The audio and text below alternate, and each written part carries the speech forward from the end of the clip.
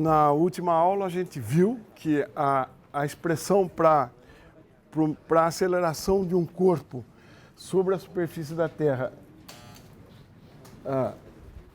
valia menos 3,4 vezes 10 a menos 2 seno θ metro por segundo ao quadrado. E isso mostra que essa aceleração é máxima quando a gente está no Equador. Agora a gente vai usar esse resultado para calcular uma coisa interessante, que é o peso aparente que um corpo de massa m, uma pessoa, tem quando ele está numa latitude θ. Nós sabemos qual é a aceleração centrípeta que ele está sujeito lá. Qual é, então, como fazer, então, para determinar seu peso aparente? Peso aparente, se você está lembrado, o peso de uma pessoa é aquele que uma balança mostra na latitude onde ele estiver. Se eu olhar para aquela figura ali, você vê um corpo de massa m girando junto com a Terra, né? Esse corpo está sujeito a basicamente 3 forças. A força peso, que é a força gravitacional, a normal à superfície da Terra e uma força de sustentação tangente na direção da horizontal do lugar. A horizontal do lugar é esta, né? Então, esse corpo está sujeito àquelas 3 forças. Vamos fazer uma continha para determinar o peso aparente. Vou reproduzir aquela situação aqui, né?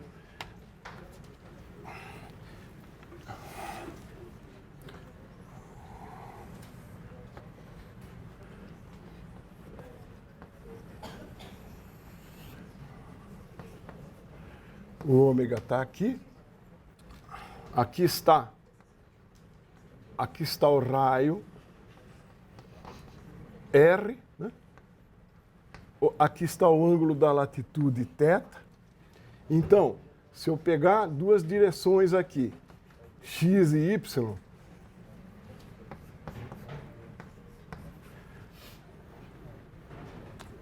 eu vou decompor as forças de importância nessas 2 direções.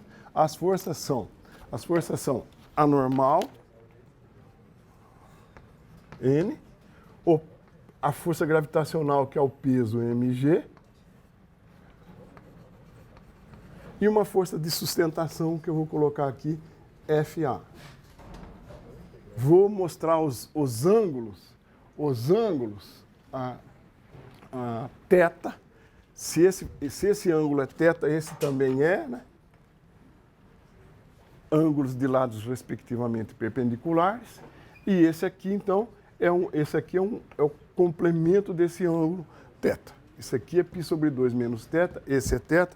Aqui está uma força de sustentação, que pode ser uma força de atrito. Então, o que eu sei? Eu sei que sob a ação dessas 3 forças, né, aqui você tem uma aceleração resultante na direção centrípeta. O que nós queremos é determinar N. Vamos escrever, né, a equação geral, que é N mais mg mais Fa igual a m a n. A composição dessas 3 forças tem que dar uma força na direção centrípeta, e o que eu vou fazer é decompor essas equações nas direções x e y. Na direção x, n menos mg, seno desse ângulo aqui, Então, é n menos mg seno θ, que é o seno desse, que é o cosseno desse, que é o seno desse, mais Fa. Fa na direção x é seno θ, tá? Menos Fa cosseno θ. Fa projetada aqui da Fa, esse ângulo é θ, cosseno θ, igual a menos m a n. Equação 1. E na direção y? Na direção y é n menos mg cosseno θ, mais FA seno θ, FA aponta para cima, seno θ igual a zero. Então, eu vou multiplicar essa equação por seno θ e vou multiplicar essa equação por cosseno θ. O que eu ganho? Ó, se eu multiplicar por seno θ, fica seno ao quadrado de θ, cosseno ao quadrado de θ. A hora que eu somar as duas vai dar 1. Aqui, seno θ, cosseno θ, seno θ, cosseno θ. Se eu tirar uma da outra, eu fico com N menos mg igual a menos MAN seno θ. Portanto, N igual mg menos MAN. A N eu já vi, é 3,4 vezes 10 a menos 2 seno ao quadrado de θ. Ou seja, num ponto de latitude θ, né, o peso aparente da pessoa é menor que o peso que a força gravitacional. E quando é que essa diferença é máxima? Quando que o peso aparente da pessoa é o menor possível? É o menor possível quando seno de θ for 90 graus, ou seja, quando a partícula estiver no equador. Então, o peso aparente da pessoa diminui à medida que ela se aproxima do equador. Isso está escrito aqui. Se você fizer θ igual a 1, você recobra a equação que a gente tinha escrito imediatamente antes. Se você fizer θ igual a 1, recobramos a expressão que a gente tinha feito no finzinho da aula passada. E agora? Agora, se eu quiser saber a força de atrito, né? A força de atrito. Para a força de atrito, aqui estão essas equações repetidas, certo? Então, as duas equações repetidas. O que vai acontecer? Na direção x, a equação simplesmente fica n menos g seno θ menos f cosseno θ igual a MAN e a n menos mg cosseno θ mais f seno θ igual a zero. Ora, se eu de novo aqui fizer aquele truque, multiplicar isso aqui por cosseno e isso por seno, multiplico aqui por cosseno e aqui por seno e somo, né? Eu tenho que f aqui dá quadrado, então FA somando é MAN cosseno θ. Então, a força de atrito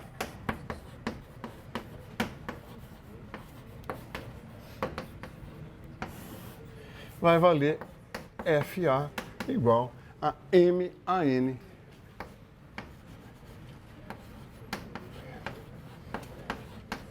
cosseno θ, que é M. O que é o AN? O AN já era ômega 2R, seno θ, cosseno θ. Então, a força de atrito é isso aqui, obtida fazendo o truque de multiplicar essa equação por seno e essa equação por cosseno e essa equação por seno. Então, você vê que a força de atrito é máxima, né? Quando isso vale 1, mas isso vale 1 quando θ for 45 graus. Então, a força de atrito que atua na pessoa, na superfície da Terra, é máxima a 45 graus e aponta no norte para o hemisfério norte e no sul para o hemisfério sul. Essa força aponta para lá, se estiver aqui, e apontará para cá, se estiver aqui. Então, vocês já ouviram falar que a Terra é uma esfera achatada nos polos, né? O que vem a seguir é mais ou menos a explicação ou a constatação disso. Ora, se não houver força de atrito, né? Se não houver força de atrito, deixa eu apagar para vocês verem bem isso. Se não houver força de atrito, a primeira equação tinha um FA cosseno θ aqui, olha lá, ó, né? A primeira equação vai embora esse termo, então fica n menos g seno θ em MAN, e na segunda equação vai aparecer uma aceleração y, né? Vai aparecer uma aceleração MAY. Então, N menos G seno θ igual a menos MAN, e N menos G cosseno θ, na de baixo, igual, eu também matei o termo FA, uma aceleração em Y. Então, vai aparecer uma aceleração na direção vertical. Se eu dividir uma equação, essa equação dividindo uma pela outra, se eu dividir uma equação pela outra, cancela esse termo indesejável, eu tenho que AY está relacionado com menos MAN sobre seno θ cosseno θ. Menos AN cosseno θ sobre seno θ. Ora, mas AN é ômega 2R seno θ. Aquele seno cancela com esse, a aceleração Y é menos ômega 2R cosseno θ. Essa aceleração sempre aponta para o Equador, não importando onde você esteja. Ela aponta para o Equador. Então, o que acontece? Aparece, né, se tem uma aceleração, tem uma força sobre o ponto, né? Esse ponto aponta para o Equador. Nesse lugar aqui, essa força empurra para baixo, achata para baixo. Como resultado disso, né, a Terra fica achatada pela presença dessa força, se não tiver atrito nenhum sobre ela. Então, o fato da Terra ser uma esfera, se não me engano, se chama esfera oblata. Ela é achatada nos polos, se deve àquela explicação. E pela mesma razão, se um corpo está caindo em queda livre na direção do centro da Terra, esta força provoca um pequeno desvio na sua trajetória nas proximidades da Terra. Esse desvio é pequeno, mas ele existe. Então, eu espero que tenha dado para acompanhar essas expressões de peso aparente e as consequências que isso pode ter na superfície da Terra. Agora, um tema novo, que é uma nova energia cinética, agora associada às rotações. Então, é energia cinética de rotação. Vou imaginar um corpo em rotação, aqui, ele está girando, né, em torno do eixo ômega. Esse eixo não precisa ser um eixo de simetria do corpo. E eu vou imaginar que eu tenho aqui, né, aquela coordenada angular que distingue o ponto, ele tem uma velocidade. Então, isso aqui está descrevendo uma... Né? Isso aqui está descrevendo não. Agora ômega é assim. Eu estou vendo de cima agora, desculpe. Eu estou vendo de cima o movimento. Então, esse corpo descreve aqui uma circunferênciazinha de raio R. Ele tem uma velocidade, essa partícula é a partícula MI, ela tem a velocidade VI, está no raio RI, né? Formando uma posição angular θ. Então, uma partícula de massa MI, que eu estou vendo agora de cima o movimento dela, ela tem velocidade VI e está no vetor de posição RI. Tá bom? O que é, por definição, a energia cinética do corpo? É a soma das energias cinéticas de cada partícula do corpo. Então, essa energia cinética é meio de M1 V1 quadrado, mais etc., mais meio de MI VI quadrado. Mas para cada VI, eu escrevo que é igual a ômega RI. O ômega é o mesmo de todo o corpo, então não existe ômega I. O ômega é o mesmo para todos os corpos, todos os pontos em rotação. Então eu posso escrever isso aqui como sendo a somatória, né, meio da somatória de MI VI quadrado. Mas eu vi que VI é ômega RI. Então essa equação fica metade da somatória de ômega 2, né, a MI RI quadrado. O ômega pode sair do sinal de soma. Então, essa expressão somatória de MI/RI quadrado, que é uma expressão que depende da localização, da distribuição de massas, isso aqui se chama I, que é o momento de inércia do corpo em relação a esse eixo de rotação. Momento de inércia do corpo em relação ao eixo de rotação. Então eu vou reescrever que I é a somatória de MI/RI quadrado, e sendo assim, eu posso escrever que a energia cinética do corpo, então, é meio de I ômega 2. Meio de I ômega 2. Você vê uma nova forma de energia. No caso, a energia cinética de rotação, mas você percebe que os físicos não têm muita imaginação, não. Todo tipo de energia é meio alguma coisa ao quadrado de outra. Dá um exemplo de energia que parece com essa. Um tipo de energia que se parece com essa. Energia cinética de translação, quanto dá?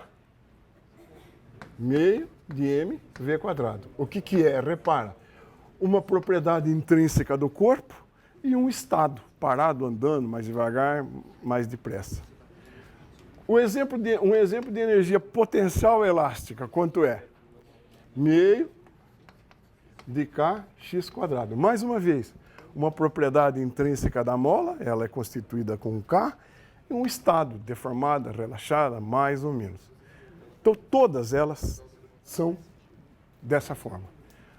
A elétrica vai ser, a magnética também. Então, essa é uma maneira de ajudá-los a memorizar as energias. Essa grandeza aí faz o papel de quem na cinemática translacional? Se ômega faz o papel de V, I faz o papel de quem? Da massa. Então, a massa, o momento de inércia também mede, numa certa extensão, a inércia que o corpo tem para a rotação. Assim como a massa é uma medida da inércia de um corpo na translação, o momento de inércia é uma medida dele na rotação.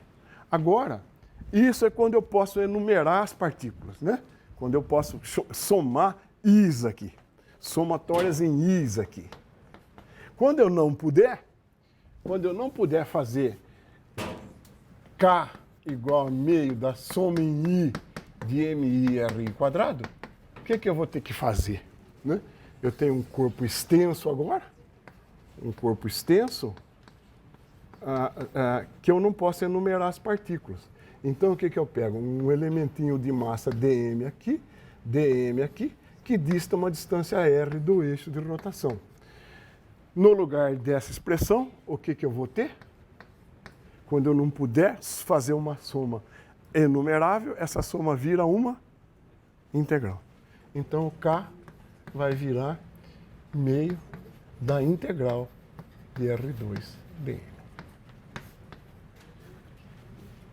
Perdão, isso não é K, isso é I. I é meio de R2 dm. Então é assim que a gente calcula momentos de inércia de corpos em rotação. E com isso, né, de novo, a expressão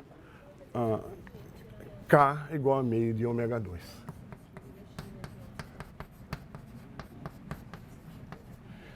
Então agora, a exemplo do que a gente fez para calcular centro de massa, você se lembra que a expressão é parecida, né? Para calcular uma componente do centro de massa, você usaria xdm, ydm, zdm. Então as integrações são muito parecidas, com exceção de que agora aparece um quadrado aqui. Então se o corpo é extenso, né? Esse dm aqui, se o corpo é extenso, esse dm pode ter 3 possibilidades. Ou ele vale lambda dl se eu estiver calculando o momento de inércia de um fio, ou ele vale sigma dA se eu estiver calculando o momento de inércia de um disco ou de uma superfície, e ele vale ρ dV se eu estiver calculando o momento de inércia de um volume. As mesmas observações que a gente fez para o cálculo de centro de massa, fazemos para o momento de inércia. Esse dm, de uma maneira geral, não sei como está distribuído. Ele vale lambda dl, sigma dA e rho dv. Daí, só para pegar um exemplo do dv, né? O rho, o que é? Rho é a densidade de massa, né? Então, é um dm dv. Daqui você tira que dm é rho dv. E, obviamente, essa unidade aqui é, como nós vimos, quilograma por metro cúbico. Então, atendo-nos especificamente ao caso volumétrico, essa densidade é isso. E se ρ for constante, né, se a densidade não variar de ponto a ponto no corpo, essa densidade é igual para todo o corpo. Portanto, ela vale ρ, vale a massa total do corpo por seu volume total. Tudo isso a gente viu quando tratou de centro de massa. Então, para fixar essas ideias em casos concretos, vamos fazer algumas aplicações. Vamos calcular alguns momentos de inércia antes de acabar a aula. Então, cálculos do momento de inércia.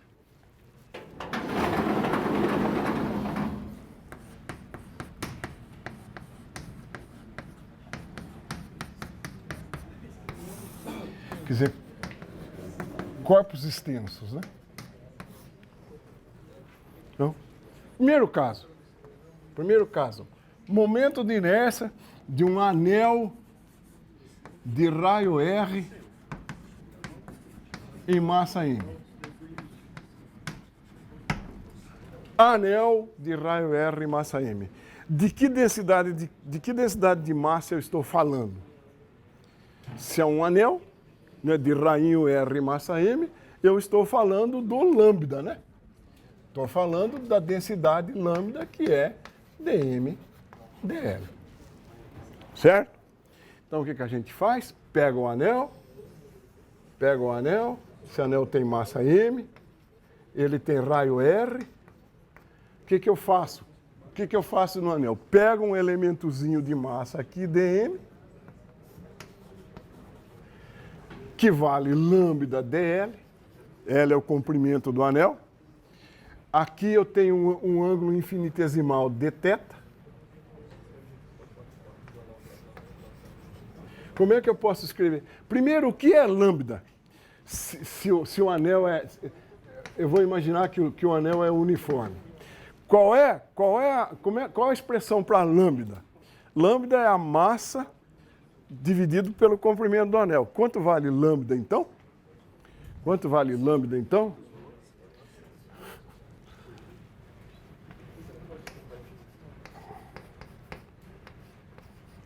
Lambda sobre 2πr, tá certo? Massa total do anel dividido pelo seu comprimento. E no lugar desse dl aqui, se eu tenho um raio R e abertura dθ, no lugar desse dl eu posso escrever o quê? Eu posso escrever R dθ.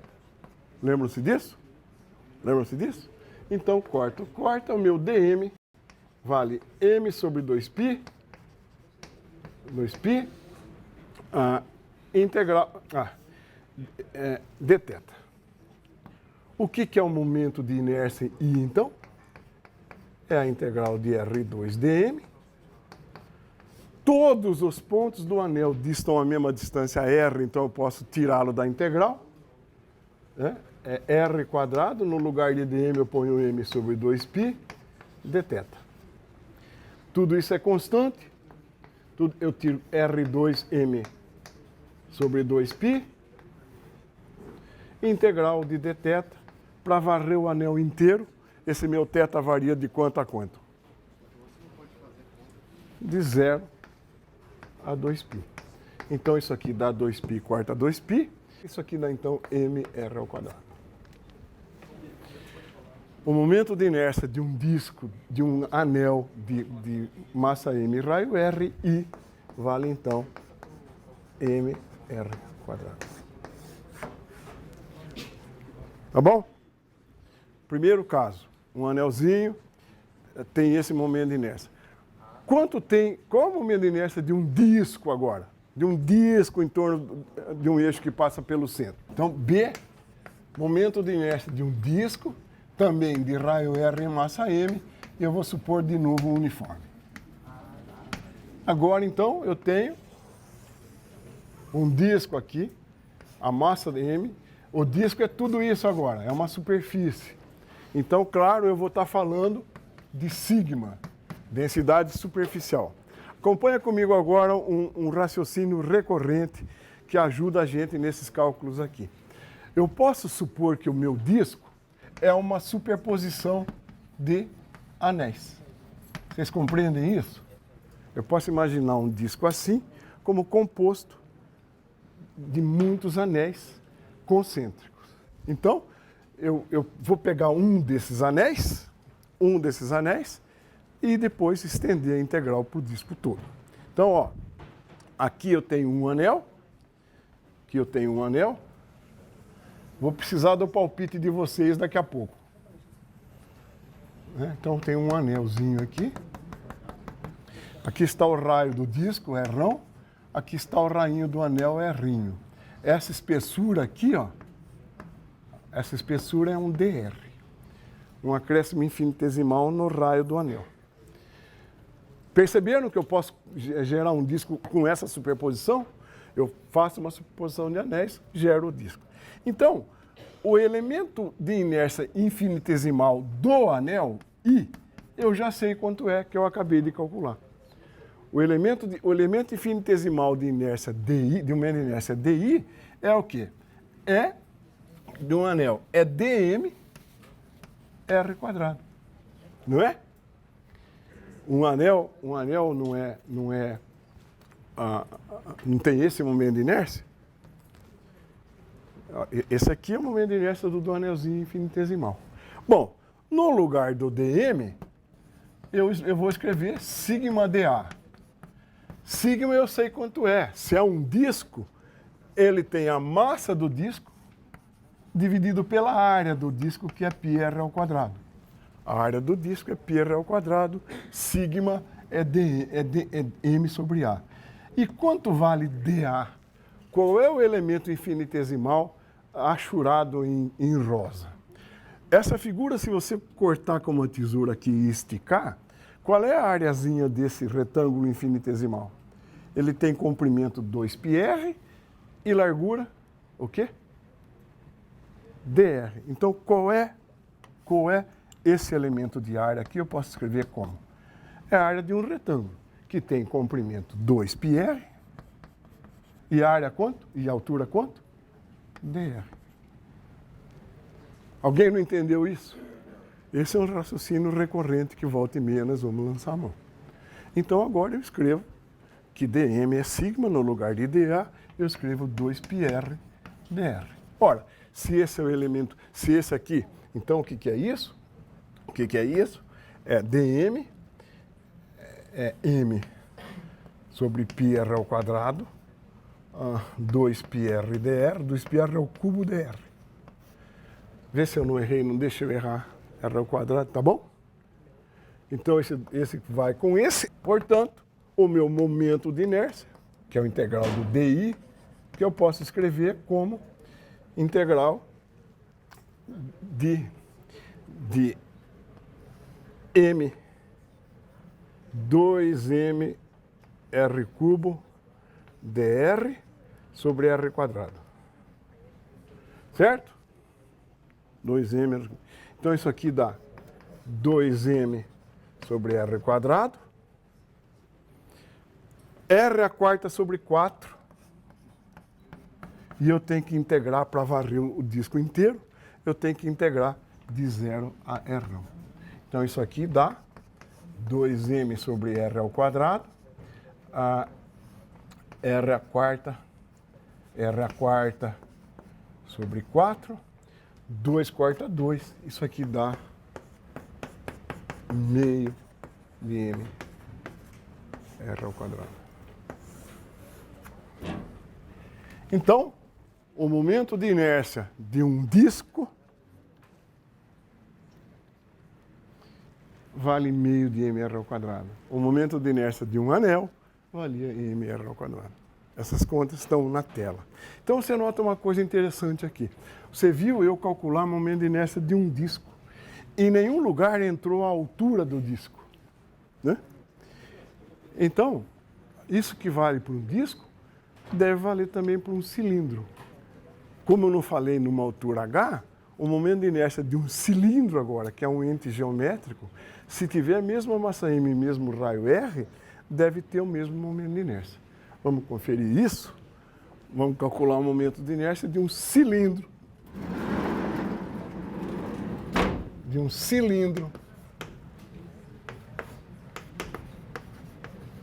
Homogêneo de raio R e massa M, também com densidade uniforme. Agora a situação é assim, né? Um cilindro que tem uma altura H, um raio R e uma massa M. O cilindro tem, é isso aí. Em relação a um eixo, né, que passa pelo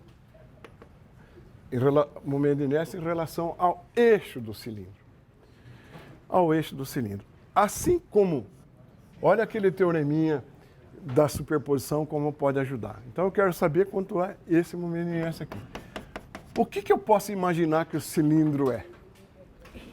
Naquela ideia de imaginar uma figura como superposição de outras. Eu posso imaginar que o cilindro é uma superposição do quê?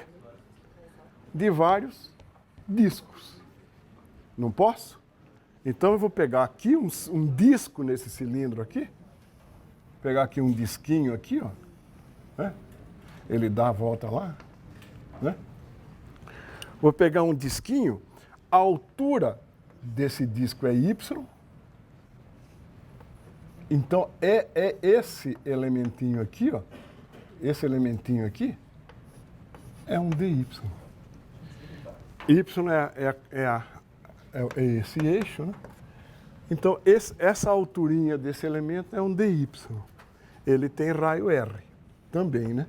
Você está vendo aqui um disco cujo momento de inércia eu acabei de calcular? Então, obviamente, eu estou falando de uma densidade volumétrica agora, porque o cilindro é um volume. A densidade volumétrica do cilindro, se ele for uniforme, é a massa dele dividido pelo seu volume, que vocês devem lembrar-se, é πr ao quadrado H. Então, essa é a densidade de massa do cilindro. Então, o que é esse dm aqui? dm é o ρ dv, né? Rho é aquilo, m sobre πr ao quadrado H. Qual é o elemento de volume do disquinho achurado em amarelo? Qual é o volume desse disquinho achurado em amarelo? Ele também não é um cilindro? Não é um cilindro? Cujo volume é πr ao quadrado. Qual é a altura dele? dy. Você viu que não é difícil isso. Então agora, cancela umas coisas aqui, né? Π com πr ao quadrado com r ao quadrado, quanto dá isso? M sobre H dy. Então, o que é o momento de inércia do cilindro? É integral de dy, o meu dy, né? dy, cadê o dy? Meio de R2, R integral de R2 dm. Então eu posso escrever como meio, R ao quadrado. No lugar de dm, eu vou escrever m sobre h dy, né? Isso então dá, tudo aqui é meio de mr2, sobre h, integral de dy de 0 a h dá h. Então isso dá meio de m r ao quadrado. Ou seja, o cilindro também, como eu tinha previsto, tem momento de inércia meio de m r ao quadrado. Ou seja, O momento de inércia de um cilindro não depende da altura dele. Se você tem uma moedinha MR, um cilindro de 5 metros MR, claro, tem que ter a mesma massa e o mesmo raio. Os dois têm o mesmo momento de inércia. Eu vou mostrar uma tabelinha com alguns momentos de inércia, né? O momento de inércia de um cilindro oco que se limita a uma casca, né? Você vê que aqui a massa está muito mais concentrada longe do eixo. Então a distância R é maior para essa massa do que, por exemplo, para esse cilindro.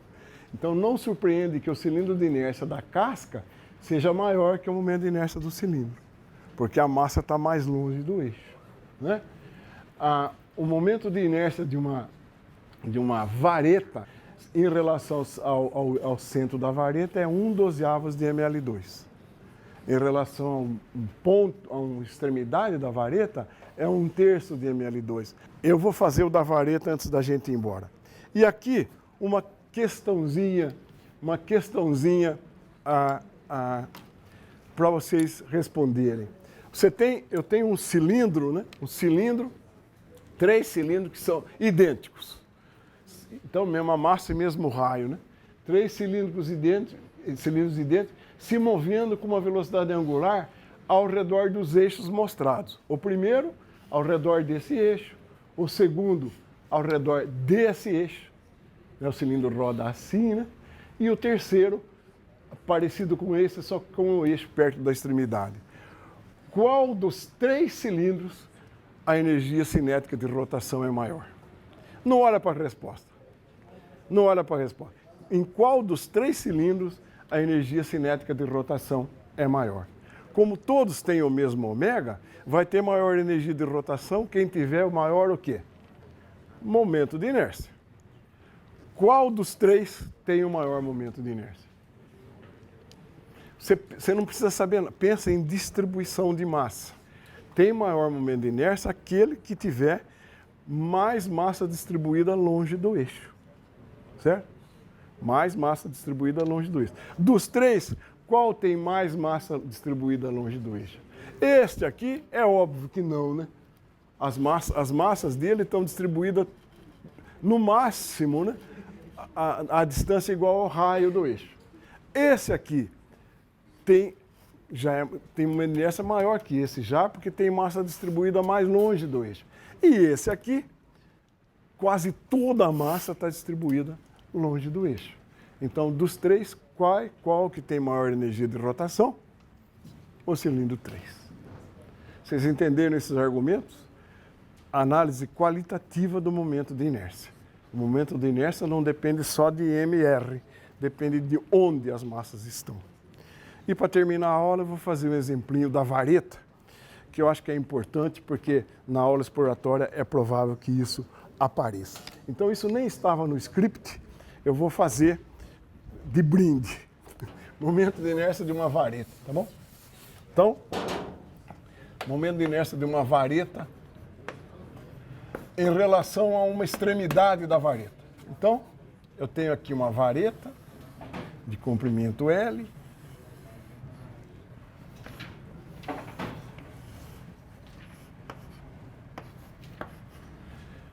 Massa M, né?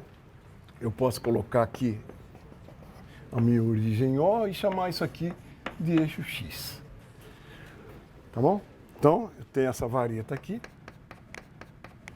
Eu quero calcular o momento de inércia dessa vareta em relação ao ponto O, que é uma extremidade dela. Essa vareta está girando, então, né?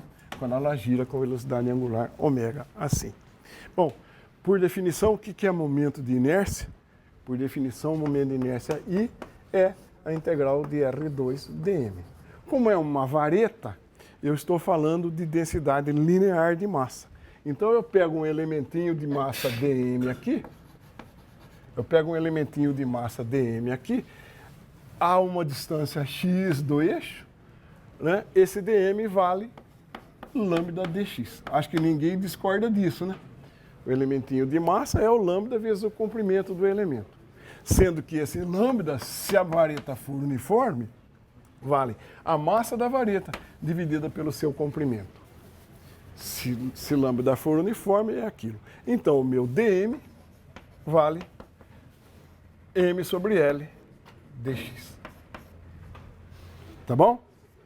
Meu dm é esse. Ora, eu venho para cá, então isso aqui fica, né? Isso aqui fica I igual a integral, no lugar de R eu conto o elemento dista, que é x. X quadrado dm. Eu tenho que varrer a vareta inteira, desde 0 até L. Isso dá, então, integral de x quadrado. O que é dm? É m sobre L dx.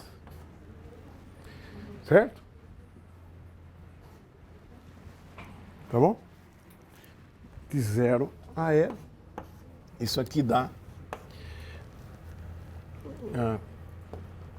m sobre L, integral de x quadrado dx, que é L cubo sobre 3. Então, isso aqui dá m sobre L, L cubo sobre 3.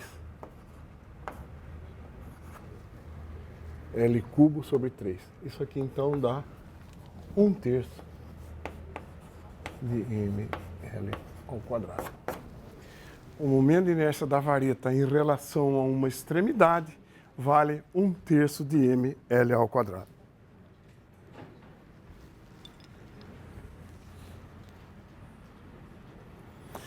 Na aula que vem, nós vamos aprender como que num golpezinho a gente passa disso para isso, sem fazer nova integral. É a virtude do teorema dos eixos paralelos que a gente apresenta na aula que vem. Por hoje era isso, tá bom?